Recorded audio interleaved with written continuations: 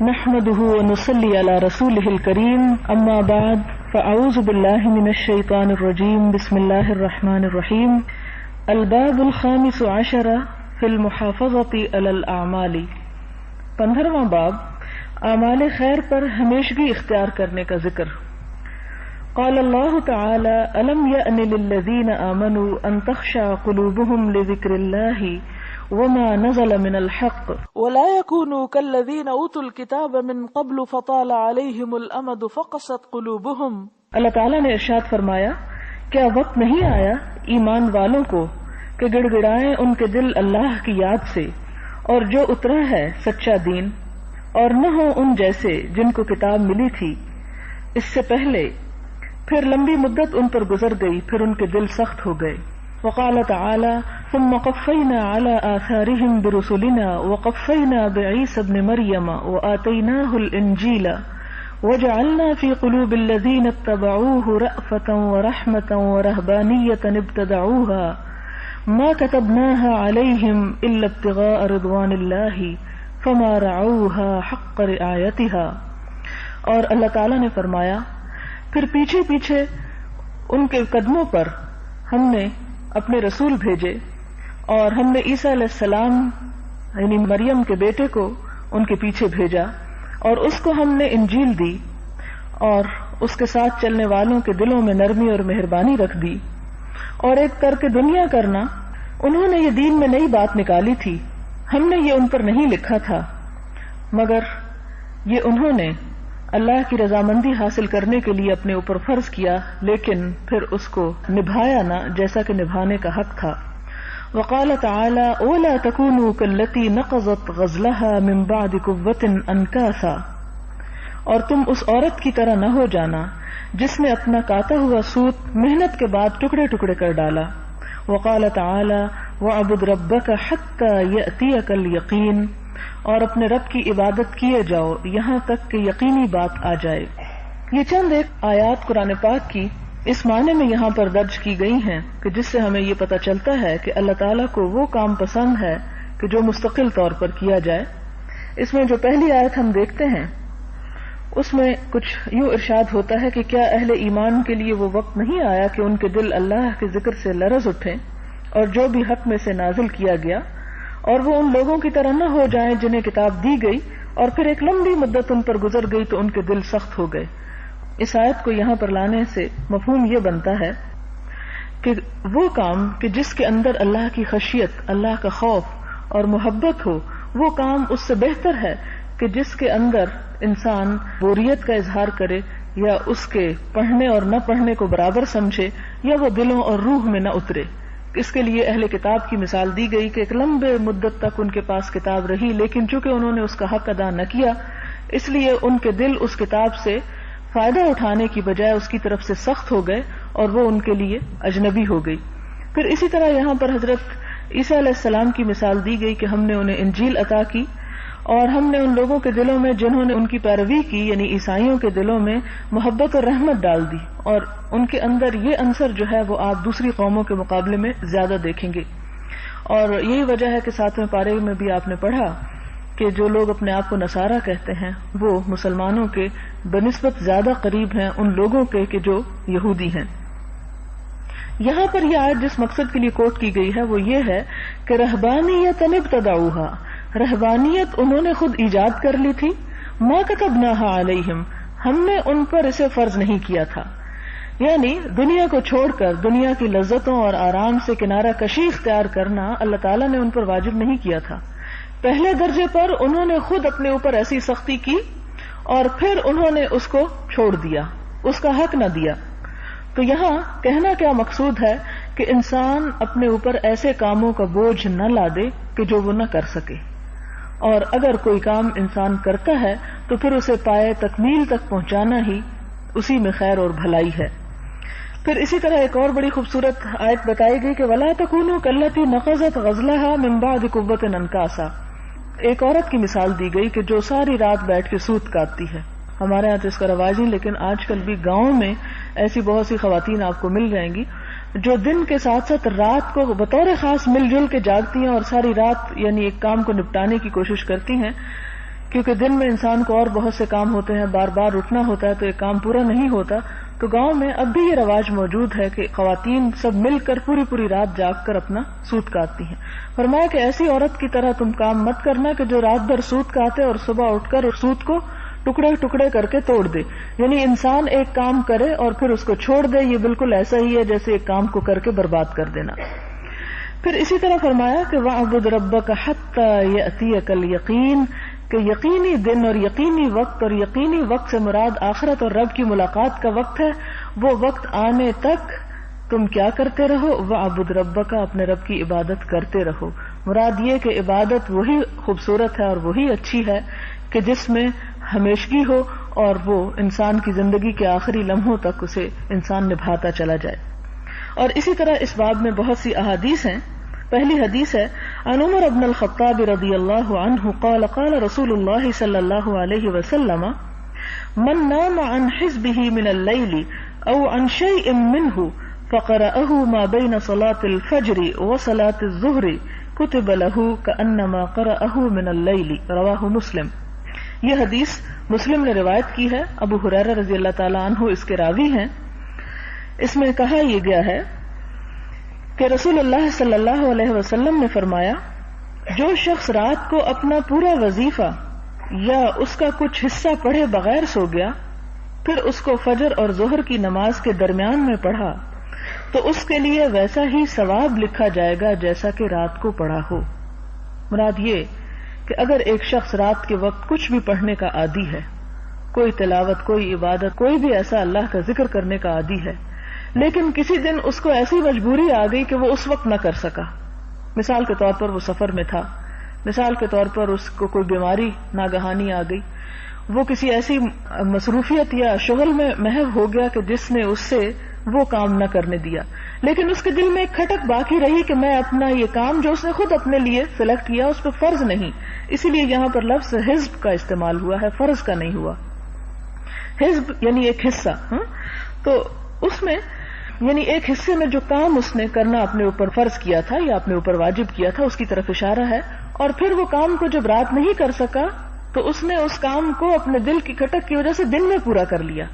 اور دن میں عموماً کس وقت کچھ وقت مل جاتا ہے انسان کو، ظہر اور عصر کے درمیان، خاص طور پر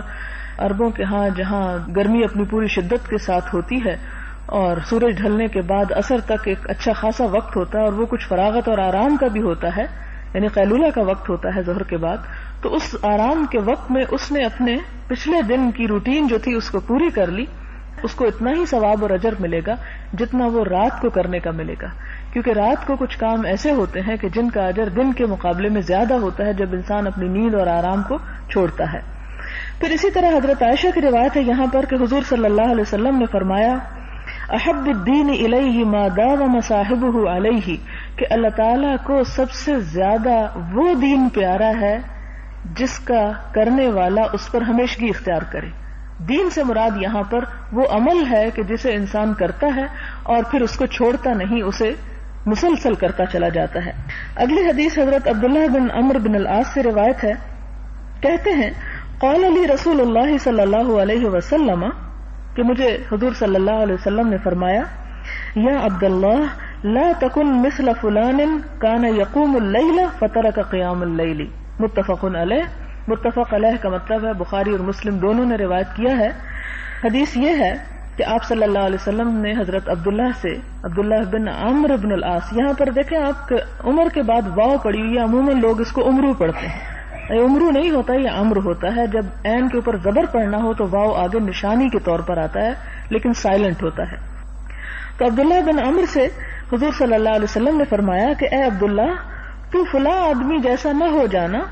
جو رات کو عبادت کے لیے اٹھا کرتا تھا پھر اس نے اٹھنا چھوڑ دیا. یعنی ایسا نہ کرنا، کیونکہ اللہ تعالیٰ کو پھر یہ بات ناپسند آتی ہے کہ کوئی اس کی طرف رجوع کرے اور پھر منہ موڑ جائے، پھر اس کام کو وہ چھوڑ دے، اسے ترک کر دے. یہ خدا تعالیٰ کو ناپسند ہے. یعنی اب رات کو دوبارہ اٹھنے سے مراد ہے تہجد پڑھنا. تو تہجد پڑھنا فرض نہیں ہے، لیکن فرض کے بعد سب سے پسندیدہ نماز جو ہے اور سب سے زیادہ محبوب نماز جو ہے اور ان اوقات میں خدا کی عبادت کرنا جو ہے وہ اللہ تعالیٰ کو بے حد پسند ہے. اور اس چیز کا ذریعہ بھی ہے کہ انسان اللہ تعالیٰ کا قرب حاصل کرے. اب وہ چیز جو انسان کو اللہ تعالیٰ کے قریب کر رہی ہے، اس قرب کی راہ میں پھر اگر اس کا نفس یا اور کام حائل ہو جاتے ہیں اور انسان اس چیز کو چھوڑ دیتا ہے. ذرا ہم اپنے بارے میں بھی تھوڑا سا سوچیں کہ مثال کے طور پر کوئی شخص آپ کا دوست ہے، آپ کے قریب ہے، لیکن آہستہ آہستہ وہ دور ہو جائے تو کیسا محسوس ہوگا؟ آپ کو ایک تکلیف دہ چیز محسوس ہوگی. اسی طرح کوئی بھی نعمت انسان کو ملنے کے بعد اگر اس سے دور کر دی جائے، ہماری اولاد ہی ہوتی ہے، اگر ہمارے قریب ہوتی ہے تو عام طور پہ بہت دفعہ مائیں قدر بھی نہیں کرتی، لیکن جب اولاد دور ہو جاتی ہے تو کیسی تکلیف ہوتی ہے. قدرت ایک محبت ہے نا، تو اللہ تعالیٰ تو اپنے بندے سے 70 ماؤں سے بھی بڑھ کے پیار کرتا ہے. تو نوافل ایک ذریعہ ہوتے ہیں اللہ تعالیٰ کے قرب حاصل کرنے کا، اور جب کوئی بندہ اس کے قریب ہوتے ہوتے دور ہونے لگے تو اللہ تعالیٰ کو اس بات پہ رنج ہوتا ہے. تو فرمایا کہ ایسا کام نہ کرنا کہ کرنے کے بعد اس کو رستے میں چھوڑ کے ادھورا پیچھے ہٹ جانا، کیونکہ یہ بات اللہ تعالیٰ کو پسند نہیں. وعن عائشة رضی اللہ عنہا كان رسول اللہ صلی اللہ علیہ وسلم اذا فاتته الصلاة من الليل من وجع او غیره صلى من النهار 12 ركعة رواہ مسلم. مسلم کی اس حدیث کا مطلب یہ ہے کہ حضور صلی اللہ علیہ وسلم کو جب رات تہجد کی نماز کسی وجہ سے، درد وغیرہ کی وجہ سے، کیونکہ آپ صلی اللہ علیہ وسلم جہاں نبی تھے وہاں انسان بھی تھے،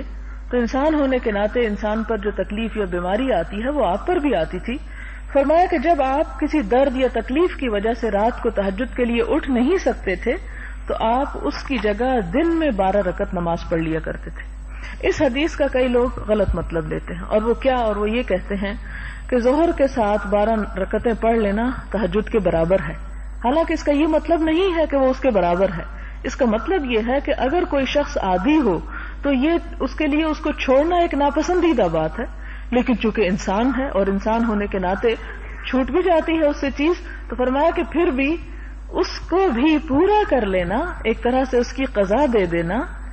اس کے اجر میں بھی کمی نہیں واقع ہوتی، اور یہ اللہ تعالیٰ کو پسند ہے اور نبی صلی اللہ علیہ وسلم کی سنت سے بھی ثابت ہے. اگرچہ اس کے نہ کرنے میں گناہ کچھ نہیں، یہ نہیں ہوگا کہ ایک نفل کام کو آپ نہ کریں تو آپ کو مجرم قرار دیا جائے، ایسی بات نہیں ہے. لیکن بہت سی چیزیں صرف فرض ہی تو ادا کرنے کی نہیں ہوتی. آپ دیکھیں کہ آپ کا مثال کے طور پر کوئی نوکر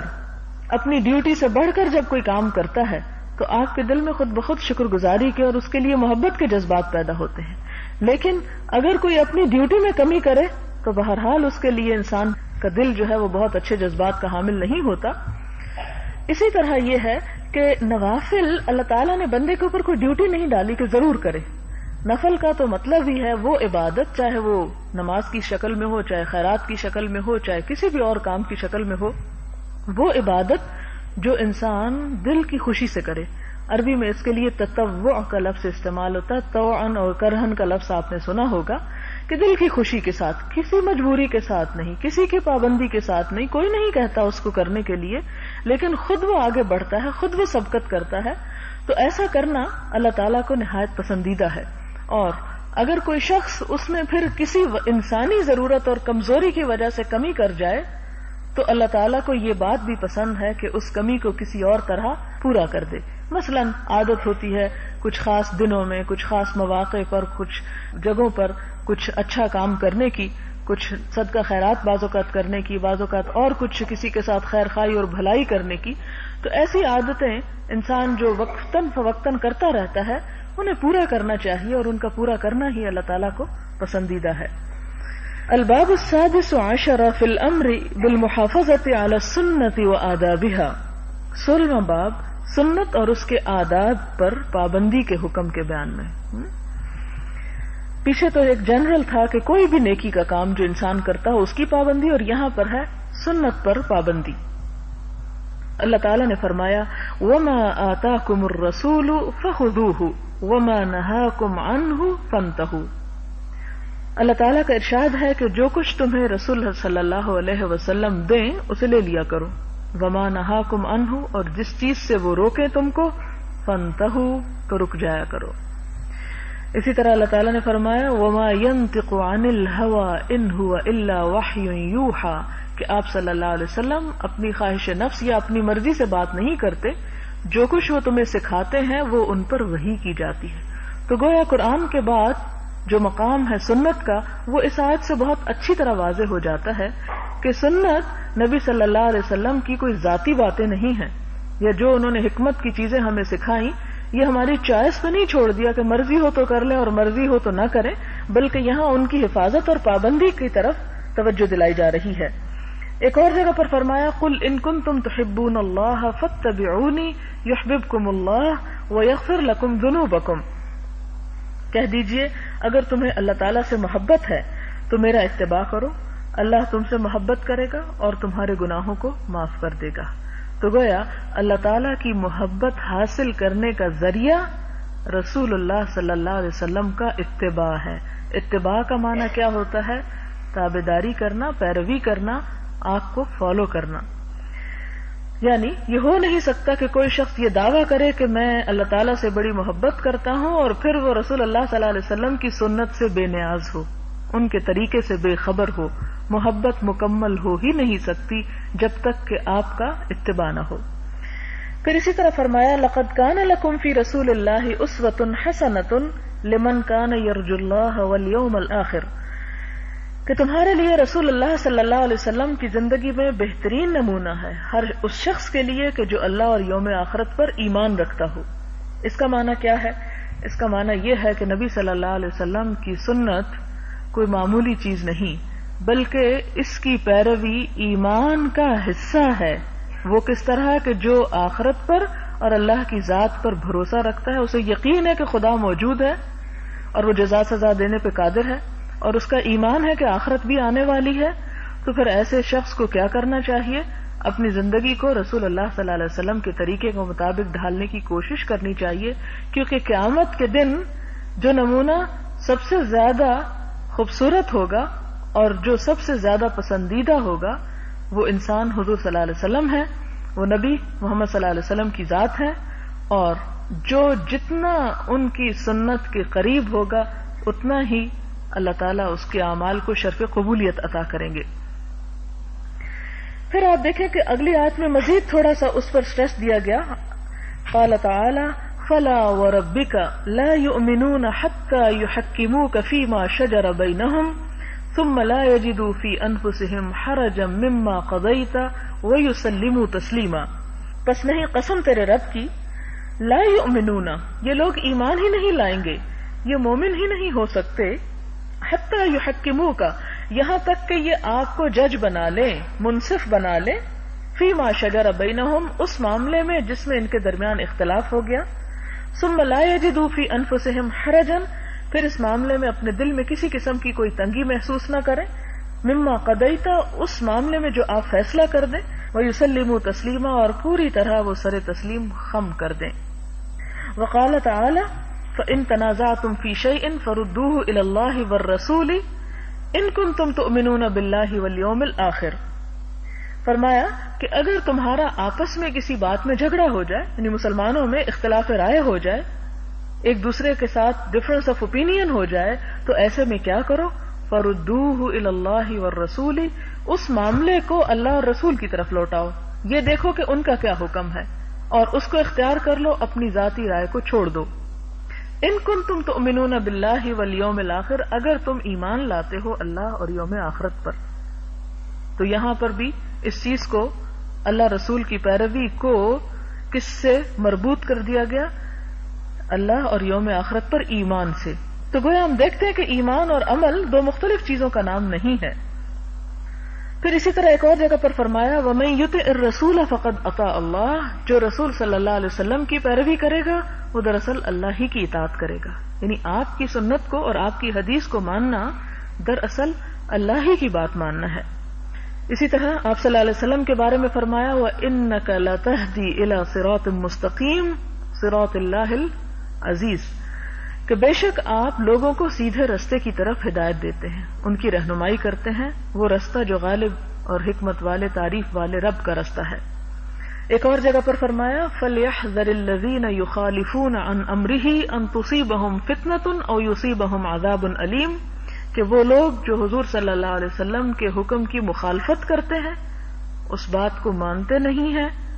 تو انہیں ڈرنا چاہیے کہ کہیں وہ کسی فتنے میں نہ مبتلا ہو جائیں، ان تصیبہم فتنہ او یصیبہم عذاب علیم، یا وہ کسی دردناک عذاب کا شکار نہ ہو جائیں۔ گویا اللہ اور اس کے رسول سے، اور خاص طور پر یہاں پر امر ہی سے مراد حضور صلی اللہ علیہ وسلم کا حکم اور فرمان ہے کہ آپ کے فرمان کی مخالفت، اس کی ناپسندیدگی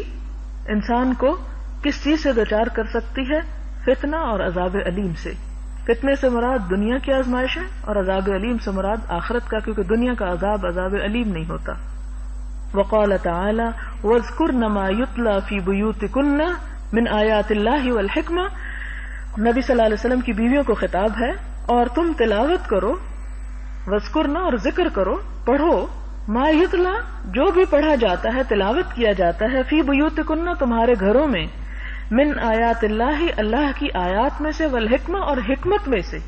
اب یہ کون سی چیز ہے کہ جس کی گھروں میں تلاوت کی جاتی ہے؟ آپ دیکھیں تلاوت تو قرآن پاک ہی ہم کرتے ہیں، لیکن یہاں پر حکمت کی تلاوت سے کیا مراد ہے؟ تو تلاوت کا لفظ اردو میں جس معنی میں استعمال ہوتا ہے عربی میں نہیں ہوتا۔ ہم تو تلاوت کہتے ہیں کہ وضو کر کے اور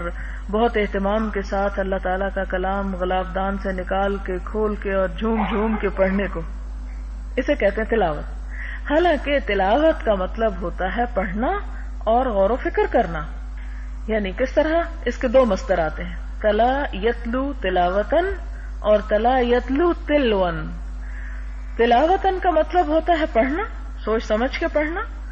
اور تلون کا مطلب ہوتا ہے پیچھے آنا، اس کو فالو کرنا۔ جیسا کہ حضور صلی اللہ علیہ وسلم نے فرمایا کہ جو تم میں سے علم کا ارادہ کرے اسے چاہیے کہ وہ قرآن میں پھر خوب غور و فکر کرے۔ تو یہاں پر بھی ہم دیکھتے ہیں کہ جب آیات کی تلاوت کے ساتھ حکمت کی تلاوت کا ذکر ہے تو مراد اس سے حدیث رسول ہے۔ امام شافعی کا اس پر قول ہے کہ یہاں حکمت سے مراد نبی صلی اللہ علیہ وسلم کی احادیث اور آپ کے اقوال ہیں، اور اس سے یہ بھی پتہ چلتا ہے کہ حضور صلی اللہ علیہ وسلم کے زمانے میں ہی آپ کے اقوال کے بارے میں لوگ مذاکرہ کیا کرتے تھے، ان کو پڑھتے اور پڑھاتے، سیکھتے اور سکھاتے تھے، اور ایک دوسرے کے ساتھ ڈسکشن بھی کیا کرتے تھے۔ اور اس معاملے میں صرف مردوں کو نہیں بلکہ یہاں عورتوں کو حکم دیا جا رہا ہے کہ تم اپنے گھروں میں ایسا کرو، اور امہات المومنین ہم سب کے لیے بہترین نمونہ ہیں۔ یہ الگ بات ہے کہ اب ہمارا سٹینڈرڈ یا ہماری سوچ یا ہماری جو پسند ناپسند ہے وہ نہیں رہی، یا ان کی زندگی میں ہمارے لیے کوئی نمونہ نہیں، لیکن اگر ان کے گھروں میں کتاب اللہ اور حدیث رسول صلی اللہ علیہ وسلم کی تلاوت کا حکم ہے، جبکہ رسول اللہ صلی اللہ علیہ وسلم خود ان کے درمیان موجود تھے، تو سوچیں اس بات کو کہ آپ بھی موجود ہیں اور آپ دن رات خود بھی پڑھ رہے ہیں اور سکھا رہے ہیں، لیکن اس کے باوجود خواتین خانہ کو، گھر کی بیویوں کو خاص طور پر حکم دیا گیا کہ نہیں تم خود بھی پڑھو، خود بھی اس کو۔ اور ہمارے یہاں معلوم نہیں ہے کیوں کہا جاتا ہے کہ عورتوں کو نہیں پڑھانا چاہیے۔ اسلام سے تو یہ بات ثابت نہیں ہے، بلکہ خاص طور پر حکم دیا جا رہا ہے۔ تو اس میں یہاں تلاوت حکمت سے مراد حدیث رسول صلی اللہ علیہ وسلم میں غور و فکر ہے۔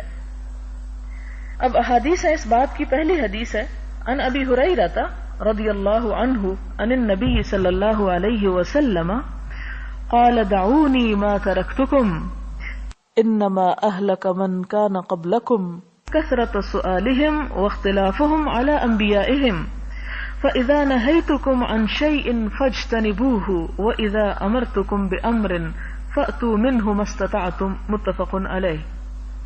حضرت ابو ہریرہ رضی اللہ تعالی عنہ سے روایت ہے کہ نبی صلی اللہ علیہ وسلم نے فرمایا، جو باتیں میں تمہیں بیان کرنا چھوڑ دوں تم مجھے اپنے حال پر چھوڑ دو، اس میں مزید کھود کرید نہ کرو، یعنی اور پوچھ گچھ نہ کرو۔ بے شک جو لوگ تم سے پہلے تھے ان کو نبیوں سے زیادہ پوچھ گچھ اور اختلاف ہی نے ہلاک کیا تھا، بس جب میں تمہیں کسی چیز سے منع کروں تم اس سے اجتناب کرو، اور جب میں تمہیں کسی کام کا حکم دوں اس پر ممکن حد تک عمل کرو۔ تو یہاں پر ہم دیکھتے ہیں کہ اس حدیث میں 2-3 باتیں ہیں سمجھنے کے قابل۔ پہلی بات یہ کہ جو باتیں میں تمہیں بیان کر دوں وہ تو لے لو، لیکن جو چیزیں میں جان بوجھ کے چھوڑ دوں تم پھر دوبارہ سوال کر کے انہیں اپنے لیے ڈٹرمن نہ کراؤ۔ اس لیے کہ اگر تمہارے سوال کے ذریعے کوئی حکم بہت تفصیل میں کسی پر واجب ہو گیا تو پھر اس کی کسی بھی پہلو سے وہ نکل نہیں سکے گا، پھر اس کا نکلنا گناہ میں شمار ہوگا. لہذا بہت زیادہ سوال کر کر کے جیسے بنی اسرائیل نے گائے کے ذبح کرنے کے بارے میں کیے تو آخر کار نتیجہ کیا نکلا کہ گائے کا ملنا ہی دشوار ہو گیا، اور بڑی مشقتوں کے بعد جا کے انہوں نے گائے ذبح کی. اور یہ بھی کہا جاتا ہے کہ اگر وہ انشاءاللہ نہ کہتے تو کبھی پا ہی نہ سکتے تھے، اور اگر وہ ابتدا میں ہی انہیں کہا گیا گائے ذبح کرو، وہ لے آتے کوئی گائے اور ذبح کر کے تو اپنا کام کر دیتے. اسی طرح جب دین کا کوئی حکم پتہ چلے تو سمپلی اسے کر لینا چاہیے، اس میں بہت زیادہ کھود کرید نہیں کرنی چاہیے کہ یہ کتنا اور یہ کیسا اور وہ کیسا. مثلا آپ دیکھیں کہ زکوٰۃ کے مال کے بارے میں آتا ہے کہ حضور صلی اللہ علیہ وسلم نے جب اپنے ایک عامل کو زکوٰۃ کا مال اکٹھا کرنے کے لیے بھیجا تو اسے یہ کہا کہ تم لوگوں کے عمدہ مال سے بچنا، یہ نہ کرنا کہ زکوٰۃ میں بہت چنا ہوا مال لو، کیونکہ اس میں مویشیوں، جانوروں، بکریوں، بھیڑوں، اونٹوں اور گایوں وغیرہ کی زکوٰۃ ہوتی تھی.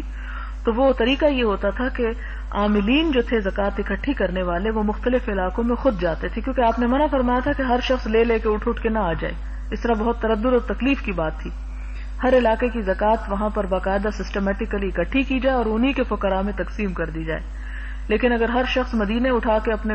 گھوڑے، بکریاں، اونٹ لا رہا ہے تو اس میں تو بڑی مشکل ہو جاتی. اب ایسے میں آپ صلی اللہ علیہ وسلم نے جب اپنے ایک عامل کو زکوٰۃ اکٹھا کرنے کے لیے بھیجا تو آپ نے فرمایا کہ تم ایاک وکرائم اموالہم، ان کے بہترین سلیکٹڈ چیزیں لینے سے بچنا، اس پر نہ نظر رکھنا. کیوں؟ اس کی وجہ یہ ہے کہ لوگوں کو اپنے مال سے محبت ہوتی ہے، اور کہیں ایسا نہ ہو کہ وہ اس تشدد اور اس فعل کی وجہ سے زکوٰۃ دینے سے انکار کر دیں، کیونکہ اکثر تو نئے نئے مسلمان ہوئے تھے، ان میں ابھی اتنی پختگی تو نہیں تھی. اب یہاں ایک اور بات بھی پتہ چلتی ہے، وہ یہ کہ جو دے وہ لے لینا اور ان سے مزید کا ایسا مطالبہ نہ کرنا. اور اسی طرح دینے کے وقت کوئی یہ نہ پوچھے اچھا میرے پاس 4 بکریاں ہیں اور جو مجھے زکوٰۃ میں دینی ہے. 4 بکریوں پہ ویسے زکوٰۃ نہیں ہوتی، لیکن 4 بکریاں جو زکوٰۃ میں نکال رہا ہوں میں. اب یہ ہے کہ یہ بتایا جائے ان کا قد کتنا ہو اور ان کے دانت کتنے نکلے ہوئے ہوں اور ان کے بال کتنے ہوں اور ان کا رنگ کیسا ہو، اور وہ تو یہ کیا ہے؟ عمل کرنے کو مشکل بنانا ہے. اگر صرف اتنا سمپل یہ کہ 4 بکریاں اتنے مال میں سے 4 نکال دو تو بس 4 نکال دے، جو بھی آگے آئیں، اچھی ہوں کہ بری ہوں، جیسے بھی ہوں نکال دے. نہ تو انسان اس میں سے چنے کہ جو سب سے خراب حصہ ہے وہ نکالوں، اور نہ یہ کرے کہ سب سے اچھا نکالوں. ٹھیک ہے، اگر اللہ کی راہ میں سب سے اچھا دینا تو ایک اچھی نیکی ہے، لیکن سب سے برا دینا جو ہے وہ نیکی کی بجائے پھر اس پر بھی پوچھ ہوگی، کہ جیسے آپ صلی اللہ علیہ وسلم نے بھی اس بات سے منع فرمایا، اور قرآن پاک میں بھی آتا ہے کہ تم اللہ کے رستے میں دینے کے لیے بری چیزوں کو نہ چھانٹنے لگو، کہ جو تمہارے لیے ردی بیکار ہیں اور تمہارے کام کی نہیں وہ تم خدا کے نام پر دے دو اور اپنے آپ کو مطمئن کرو کہ اس میں بڑا ثواب حاصل کر رہا ہوں. دوسری طرف یہ بھی آتا ہے جو ضرورت سے زائد ہو اسے دے سکتے ہو. ہاں، وہ ضرورت سے زائد ہے وہ اور دینا ہے، لیکن جب تم اللہ کا تقرب حاصل کرنے کے لیے خاص طور پر کوئی خیرات کرنے لگو تو اس وقت دیتے ہوئے بری چیزیں مت چھانٹو. پھر یہاں پر یہ فرمایا کہ مجھے میرے حال پہ چھوڑ دو اور نہ پوچھنا، جتنا بتا دوں اتنا ہی لے لینا، کیونکہ تمہارے سے پہلے انبیاء کی جو امتیں تھیں وہ زیادہ اختلاف اور زیادہ پوچھ گچھ کی وجہ سے ہلاک ہوئیں. میں جس چیز سے تمہیں منع کروں اس سے رک جاؤ، اور جس کام کو کرنے کا حکم دوں اسے کر لیا کرو.